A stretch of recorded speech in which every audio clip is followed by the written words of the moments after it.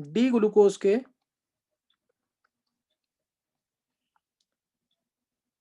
Total डायस्टिरोइसोमर्स, ये निकालना है। तो किसी को आंसर बोलना है भी?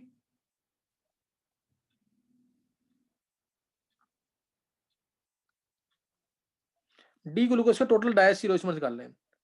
देखो डी ग्लूकोज, अब मैंने बोला ग्लूकोज क्या होता है, दिस इज ग्लूकोज, ये ग्लूकोज की एक फॉर्म है, CHOH होल 4 CH2OH।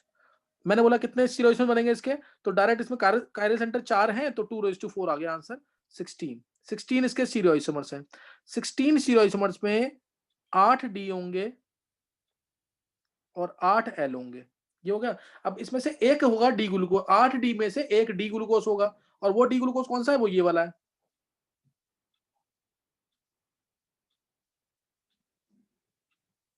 HOH तीसरे पे उल्टा, HOH HOH CH2OH, this is D glucose, ये एक ही होगा, ये डी ग्लूकोज होगा, सही है, डी ग्लूकोज। अब मैंने कहा इसका एल ग्लूकोज बनाओ, तो तुम एल के लिए ये नहीं है, ध्यान रखना इस चीज का, गलती ये दिमाग में मत रखना, कईयों को ये मतलब कि दिमाग में गलत बैठा हुआ है कि सिर्फ फारदेस्ट काइरल कार्बन एटम को चेंज कर दो यहां पे तो एल बन जाएगा। मतलब इसको चेंज कर दिया मैंने, CHO लिखा, और इस वाले पे इधर कर दिया OH और H इधर, तो ये बन गया हमारा CH2OH, ये बन गया एल, ये गलत है, ये किसी और का एल बनेगा, इसका एल नहीं बनेगा। वो एल का मतलब इसकी मिरर इमेज, ये OH, ये H, ये OH, HOH, समझ गए कि नहीं, ये है L glucose.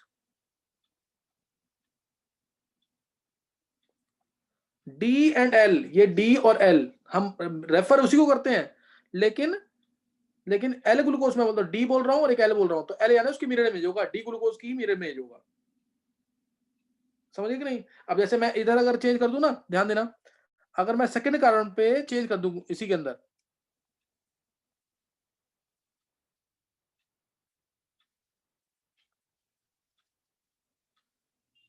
CHO OH H OH H H H OH OH, बताओ इस कंपाउंड में, डी ग्लूकोज में और इस कंपाउंड में क्या डिफरेंस है, कौन से कार्बन में डिफरेंस आ रहा है?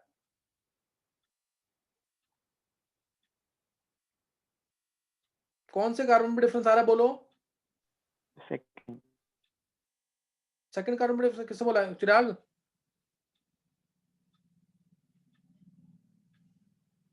देखो सेकंड कार्बन में डिफरेंस आ रहा है ना। Yes sir. तो अभी ये कंपाउंड का नाम चेंज हो गया है, इसका नाम है डी मैनोज,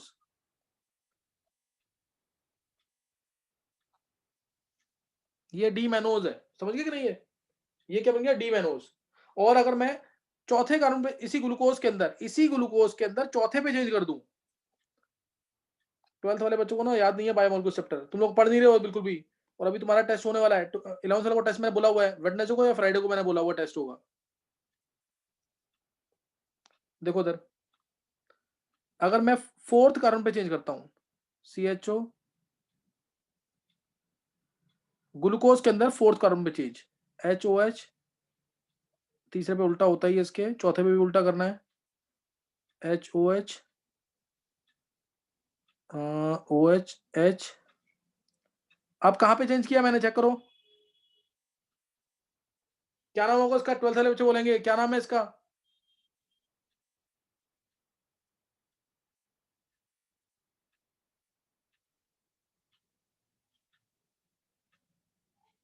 बोलो क्या आंसर है इसका, क्या नाम है इसका,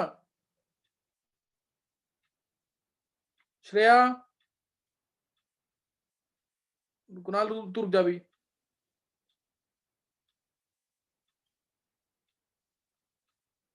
तुम लोग नहीं पढ़ रहे फिर 12th वाले बच्चे बिल्कुल भी, अब तुम्हें फिर दोबारा लगाना पड़ेगा, काम पर के नहीं, तुम लोग काम नहीं कर रहे हो, इसका मतलब इसका नाम है D galactose, clear, this is D galactose, ये डी गैलेक्टोज है। अब देखो डी फॉर्म, ग्लूकोज के डी फॉर्म में कितने सारे कंपाउंड्स आ जाएंगे, ऐसे टोटल 8 कंपाउंड्स आएंगे, और इनकी मिरर इमेज होगी वो एल होगी, जैसे डी मैनोज है तो इसकी मिरर इमेज को क्या बोलेंगे, एल मैनोज, डी गैलेक्टोज है, इसकी मिरर इमेज को क्या बोलेंगे, एल मैनोज, एल गैलेक्टोज। समझ गए कि नहीं है? तो इस तरीके से अब तुम्हें बताना था कि डी ग्लूकोज के टोटल कितने डायस्टीरोइसोमेरिक पेयर्स होंगे, बताओ कितने होंगे अब?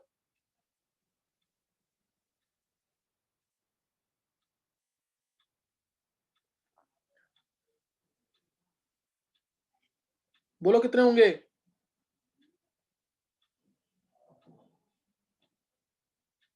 दक्ष,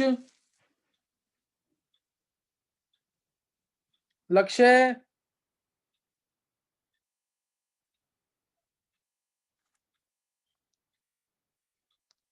नहीं तुम लोग नहीं निकाल पा रहे आंसर। 11 वाले भी निकाल सकते हो, तो बहुत डिटेल दे दी इसकी अब। चिराग, हर्षिल, डायस्टीरोमर्स बताने हैं। हाँ बोल। 23, हर्षिल है, कुणाल है, तुषार, वंश, वंशिका, 23। 23। Yes sir. दक्ष तेरे को बोलना आंसर?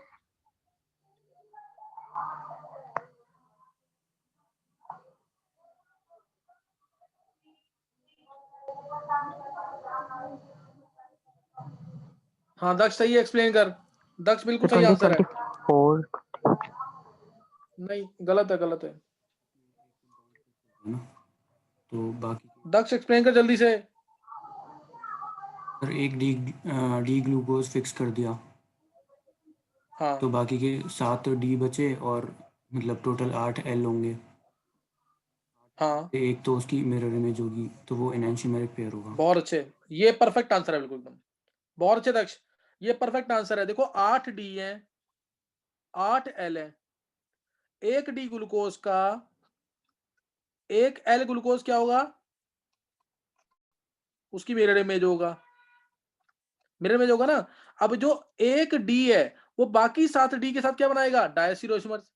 एक डी है बाकी 7 एल के साथ क्या बनाएगा, डायस्टीरोइसोमर्स। तो टोटल 14 पेयर्स हो गए। नहीं समझ आई बात ये? 14 पेयर्स ऑफ डायस्टीरोइसोमर्स। नहीं समझ आया अभी?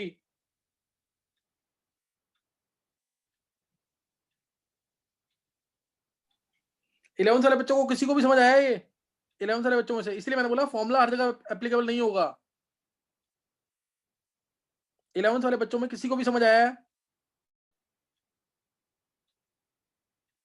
ये सर, पर इसके अंदर फॉर्मूला तो अप्लाई नहीं हुआ ना? नहीं फॉर्मूला अप्लाई, वही तो कह रहा हूं, फॉर्मूला हर जगह अप्लाई नहीं होता, इसलिए फॉर्मूले के अगेंस्ट ही रहना हमेशा। बस ये है कि मान लो कायले सेंटर से 15 आ गए, तब तो तुम ऐसे नहीं निकाल सकते ना आंसर। ये थोड़ा सा ट्रिक जो बताइए अभी, ट्रिक क्या, कंसेप्ट Yes. सिखाया जो, ये आना चाहिए इस तरीके से सोचना। अनन्या समझ आया कि नहीं? कशिश,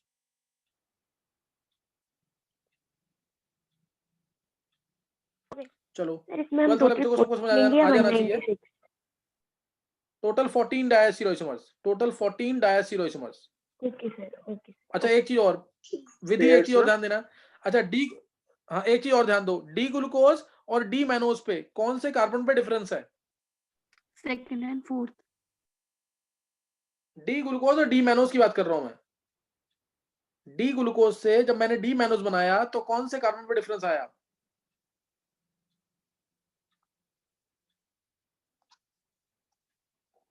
सेकंड ओनली। बोलो 11th वाले बच्चे, मुकुल तू बोल। सेकंड फोर्थ पे है सर। सेकंड पे डिफरेंस आया, फोर्थ पे कहां से आ गया डिफरेंस? ग्लूकोज से मैनोज बना, कहां पे डिफरेंस किया तूने?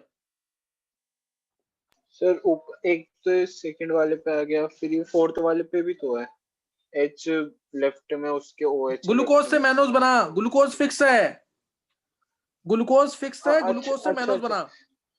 सर ग्लूकोज से लैक्टोज तो देख कौन रहा से था। ग्लूकोज से मैनोज पे कौन से कार्बन पे डिफरेंस है? ये है, अरे सेकंड कार्बन पे, इसके सेकंड कार्बन सेकंड पे पे सर, H सेकंड पे। लेफ्ट में है, OH राइट में है। इसके सेकंड कार्बन पे क्या Yes, है, OH लेफ्ट में और H राइट पे। तो कहां पे डिफरेंस आया? सेकंड पे है। सेकंड पे ना। तो ध्यान रखना, यहीं पे बता रहा हूं मैं तुम्हें, glucose and mannose, glucose and mannose are C2 epimers. समझ गया कि नहीं? यस सर, आ गया। हाँ अब बता ग्लूकोज और गैलेक्टोज कौन से एपीमर्स है?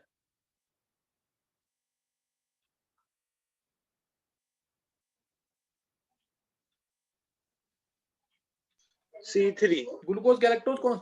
C4। फोर्थ पे डिफरेंस नहीं आया, नीचे चेक से कर। देखा ना, तो मैं नीचे से नहीं देख सकता। तो तू एक काम कर, तू उल्टा ही चेक करियो तू। आईपीएससी नेमिंग कहां से होगी? अच्छा सर, तो 4C4 है। तो तूने कसम खा रखी है क्या मैं गलत ही बोलूंगा आंसर हमेशा? सर मतलब उल्टा चल रहा है मतलब। हाँ, तो glucose and galactose they are C4 epimers. Glucose and galactose are C4 epimers. Epimer समझ आ गया क्या चीज है? Isomers in which there is difference in configuration at other than first carbon atom. ये होते हैं epimers. Isomers in which there is difference in configuration at other than first carbon atom. अगर एल्डिहाइड है तो फर्स्ट कार्बन एटम, कीटोन है तो second carbon atom. इन्हें बोलते हैं एपीमर्स। इन्हें क्या बोलते हैं? एपीमर्स। अगर फर्स्ट पे डिफरेंस आ जाता ना तो एनोमर्स। फर्स्ट पे डिफरेंस आता तो anomers. Isomers in which there is difference in configuration at other than first carbon atom are epimers. Glucose and mannose are C2 epimers. Glucose and galactose are C4 epimers. 12th class के board का biomolecules का important question. Next एक और निकाल दो जल्दी से, last. इसमें पूछा जैसे मैंने CH2OH, ये है मैं बना रहा हूं फ्रक्टोज। ग्लूकोज फ्रक्टोज दोनों बिल्कुल सेम है, बस फ्रक्टोज कीटोन है और ग्लूकोज एल्डिहाइड है। तीसरे पे डिफरेंस, तीसरे पे उल्टा, यही था। देखो चेक करो, लास्ट के 4 कार्बन एटम सेम होंगे ग्लूकोज और फ्रक्टोज में। है सेम कि नहीं? चेक करो। ये फ्रक्टोज है, ये फ्रक्टोज है, और ये कौन सा फ्रक्टोज है? D fructose. अगर तुम्हें पिछला क्वेश्चन समझ आ गया ना तो ये भी आंसर निकाल लोगे तुम। डी फ्रक्टोज के टोटल डायस्टीरोइसोमर्स कितने होंगे? डी फ्रक्टोज के टोटल डायस्टीरोइसोमर्स कितने होंगे?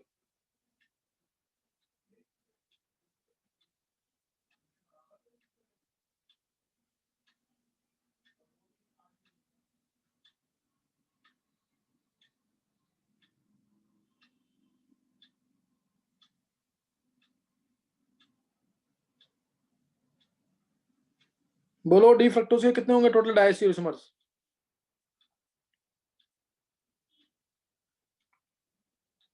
किसी को बोलना आंसर? दक्ष तू बोल दे एक बार आंसर। दक्ष, कुणाल का 6 है। हाँ, दक्ष का 6। देखो जरा, बिल्कुल सही है, आप सबने निकाल लिया आंसर। जिसने 6 निकाल लिया बिल्कुल सही आंसर है। 2n, ये फॉर्मूला होता है सीरोइसोमर्स का। 2:3 आ जाएगा, अनसिंगल कंपाउंड है। 2:3, तो ये आ गया 8। टोटल 8 सीरोइसोमर्स हैं। 8 सीरोइसोमर्स में से 4 होंगे डी, 4 होंगे एल। अब एक डी फ्रक्टोज मैंने ले लिया अगर, तो एक इसकी मिरर में जो बनेगा वो एल फ्रक्टोज होगा। मिरर में जो बनेगा वो एल फ्रक्टोज होगा। और डी और एल क्यों बोल रहे हैं?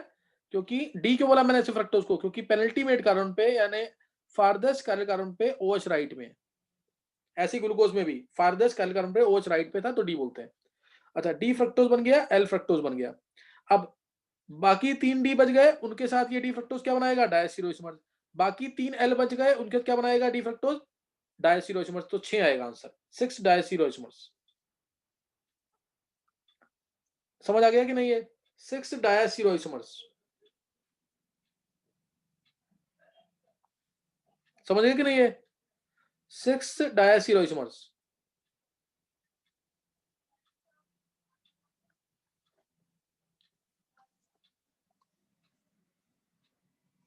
ये एनोमर्स भी यही नोट कर लो, खत्म कर रहे हैं बस काम। एनोमर्स क्या होते हैं?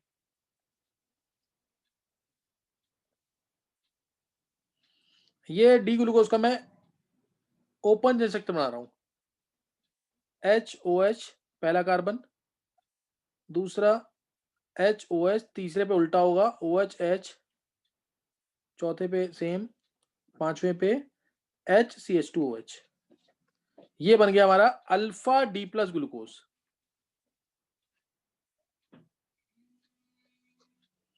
ये है alpha D plus glucose. Alpha D plus glucose. और पहले कार्बन पे उल्टा कर दिया अगर मैंने, पहले कार्बन पे उल्टा कर दिया तो बन जाएगा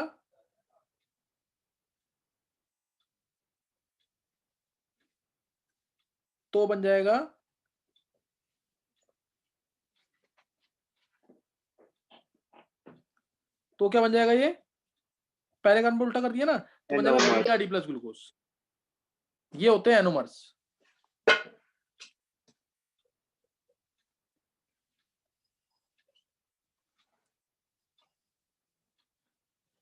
ये दोनों क्या है? Anomers. Alpha D plus glucose and beta D plus glucose are anomers. समझ गए कि नहीं? ऐसे आइसोमर्स जिनमें डिफरेंस होगा कॉन्फ़िगरेशन में एट फर्स्ट कार्बन एटम।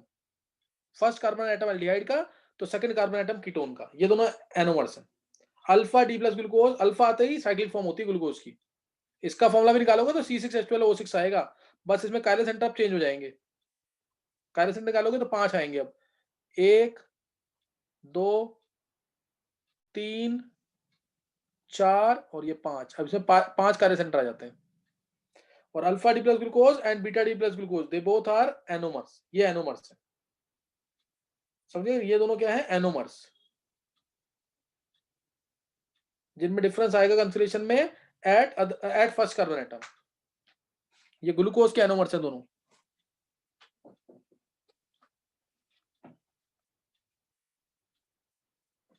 ये फ्रक्टोज बना दिया। जैसे फ्रक्टोज में पहले कार्बन नहीं दूसरे कार्बन पे फ्रक्टोज क्योंकि कीटोन था,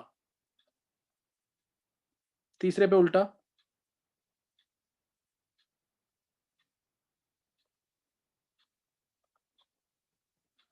ये पहला कार्बन, ध्यान देंगे, ये है फर्स्ट, ये सेकंड, ये थर्ड, ये फोर्थ, ये फिफ्थ, ये सिक्स्थ। ये है अल्फा डी माइनस फ्रक्टोज। ये फ्रक्टोज है अल्फा में। बीटा बनाओगे कैसे होगा इसका बीटा? सिर्फ मैं ये बता रहा हूं, सेकंड कार्बन पे OH ऊपर, CH2OH, बाकी सब सेम रहेगा। बाकी सब सेम OH, बाकी सारा सेम चलेगा। ध्यान रखना, वो बना लेना खुद। ये दोनों क्या है? Alpha D minus fructose, beta D minus fructose. ये क्या है? एपीमर्स। ये बीटा डी माइनस फ्रक्टोज होगा। अब इसमें कौन से कार्बन पे चेंज आ रहा है? सेकंड कार्बन पे। कीटोन है तो सेकंड कार्बन, और अगर एल्डिहाइड है तो first carbon. Beta D minus fructose. ये दोनों क्या है? ये दोनों क्या है? एनोमर्स। समझ गए कि नहीं? एनोमर्स एपीमर्स समझ आ गया?